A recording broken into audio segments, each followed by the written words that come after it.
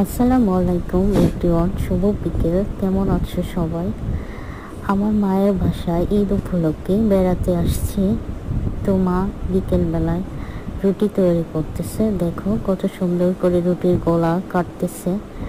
অনেক ভালো লাগলো দেখে, তাই একটু ছোট্ট করে আমি ভিডিও করে নিলাম তোমাদের মাঝে শেয়ার করব বলে। তো এই তো আমার মার জন্য দোয়া করবা সবাই। আমার মা অনেক ভালো, অনেক লক্ষ্মী, আমাকে অনেক অনেক ভালোবাসে। তারপর হচ্ছে আমার বাবা নেই, আমার বাবাকেও আমি অনেক ভালোবাসি, মাকেও ভালোবাসি, বাবাকেও অনেক মিস করতেছি।